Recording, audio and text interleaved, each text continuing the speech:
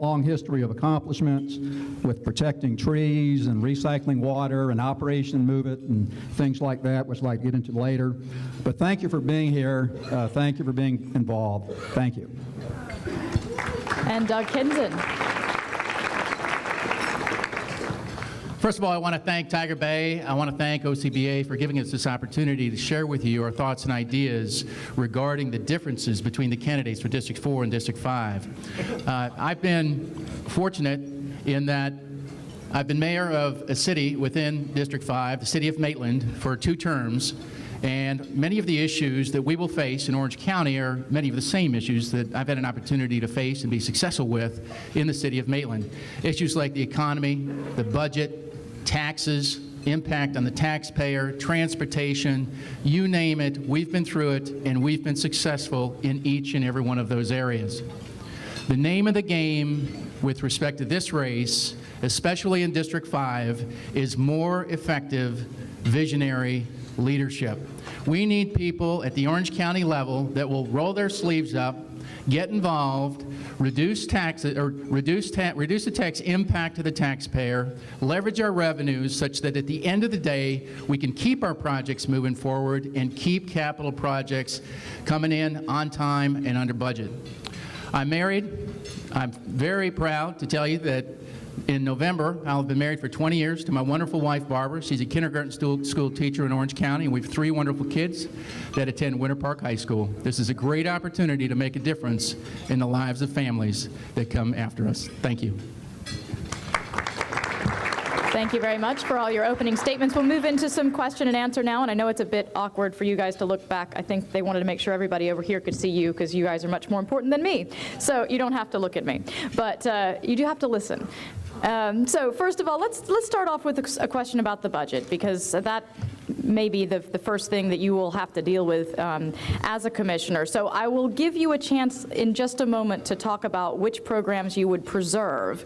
But if you could first talk about the fact that, given the fact that budget shortfalls and low property tax revenues and things like that are likely to continue for some time to come, could you name 3 specific things that you would be willing to cut from the budget and how much you'd expect them to save?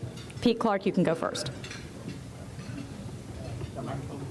Oh, that would be helpful, wouldn't it? Oh, thank you. 3 specific things I would cut. Yes, you have one minute for each. Each one has 1 minute for the answers. The first thing I would look at would be the state-mandated DJJ expenses that Orange County has to face every year. It's $8 million. I think there's opportunities to cut that in half by being creative within the juvenile justice system and keeping kids either out of detention or put ankle bracelets on them and manage them in the home. Second thing I would look at would be the employee health care cost. I believe that we have an opportunity to reduce those costs while maintaining quality of care through doing on-site clinics like they do in the city of Ocoee and some other private sector entities. Also looking at pharmaceuticals. I think we have in-house pharmacy and we can save money there. The third issue I'd look at would be transport. If the city of Orlando begins to transport, I think the city and the county, whoever's our new mayor, needs to have a serious discussion about transport. Look at the areas, shave them off so that we can be very efficient with it, and I think it would generate revenues. And then do I get to just those 3? Those would be the 3 first areas I would want to take a look at. All right, thank you. Lydia? Thank you. You know, when we're going through the budget process, I sat in a 5 or 6 hour budget hearing yesterday in Belle Isle, so I totally understand the constraints that we're going through. One of the things that I would want to see is to streamline some departments. For instance, fleet management, maybe purchasing, human resources, to where you can cut and do some things with other cities. I know in Belle Isle we do a lot with Windermere and we do a lot with Edgewood, and it really saves us money dramatically. Emergency management services, how many emergency management services departments do we really need? So those are some of the things that I would look at as well. And also the DJJ, you know, there's a lot of those kids in there that are just first-time offenders and should be kept at home and able to go to school and have an ankle bracelet or be monitored or whatever else instead of the costs that it takes them. Something else that I would like to see are the people in jail coming out more and getting trained on road maintenance, getting trained on lawn maintenance. And that way, when they get out, they already have an occupation to get into. Thank you. Thanks. Jennifer? Well, I've got to say, you're going to hear a lot of the same answers up here, so I will gladly say that I concur with Mr. Clark and with Ms. Pisano that we need to look at very specific items within the budget. But again, I'm not somebody that has worked for government before to be in there every single day, but I can say this. I spent some time recently with a gentleman who's owned a business in the Edgewood, Belle Isle area for over 20 years. Last year, he did $5 million in sales and found a way to cut his overhead by 51% without laying off a single employee. As a county commissioner, there's two things that I want to do. First, I want an independent audit of the way that we're running our different county departments. Second, I know it sounds simple, but I want an independent, citizens-based advisory board that looks at suggestions made by non-management personnel on ways that we can run government more efficient. Leave management out of the equation so that the line workers can make suggestions to really cut cost. Thank you. Myra, three things you'd cut. Okay, first of all, I want to be one up here that says, under my leadership as County Commissioner for District 4, I will not support any tax increase in Orange County. I think that is first and foremost. What we do need to do is cut 10% across the board within Orange County over the next 4 years, with the exception of public safety. We don't need to remove any police officers out of our neighborhoods and any firemen out of our firehouses. Orange County needs to look internally and take care of these things from within. People are sacrificing their family budgets every day. Small business owners are sacrificing, not laying off. We need to look at some consolidation, not police and fire, the communications division, and I'd also like to look at the contracts that are being issued out to private companies. I want to see it go more to local businesses.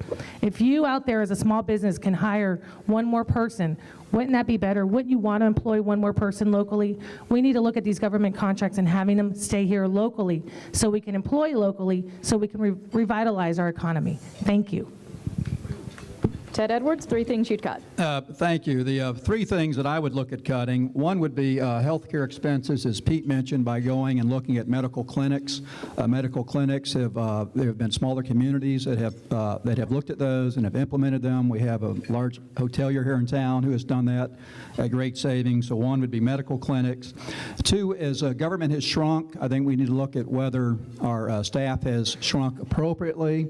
And although it would be very difficult and painful in small business, we've had to cut our staff and shrink that. Look at the same thing for government. Third, I looked at renegotiating labor contracts, as the city of Orlando did, and get our partners involved, our labor partners involved, to do what's best for the citizens. What I would not do is impose new fees and play shell games like that, where you keep the millage rate the same and impose a fee, as Maitland did with their stormwater fee the last year or two, and to keep the operating millage the same or lower, and wouldn't increase it, as Maitland has done the past 4 years. Thank you. And Doug Kinson. Ladies and gentlemen, one of the primary differences between the gentleman sitting to my right and myself is he sat on commission 6 years ago. I have lived and breathed balancing budgets in the toughest of economic times any of us have ever seen. Maitland has been successful each and every year in terms of balancing our budget, keeping our projects moving forward, protecting our lakes and our environment, and reducing taxes to all the taxpayers in Maitland. I'll get into that later. But what's important here is that Monday night we started with a significant budget deficit, and at the end of the night we were able to balance our budget. The primary component of that is more effective strategic planning over time, which I instituted when I first became mayor. The three elements that we addressed on Monday night that will allow us to balance our budget in the city of Maitland are, number one, first and foremost, personnel; number two, secondarily, administration; and finally, consolidation. When I say consolidation, it's important for you to be able to understand that personnel positions, duties, and responsibilities in every department, and thank you. Yvonne was just about ready to get up. That's right. Just saved the day. Thank you very much. So the other half of that question is, would you today be willing to say that there is anything you would preserve, any department or program or several departments or programs that you would pledge here today not to cut if you were elected? And I think we'll take turns with who gets or has to go first, however you'd like to look at that. So Lydia, why don't you go ahead? I think one of the big things that I wouldn't cut, which you probably read about in today's paper, was the victim center, the rape victim center. I don't think we can afford to cut services like that, regardless of what we need to do. They're too valuable. We don't have any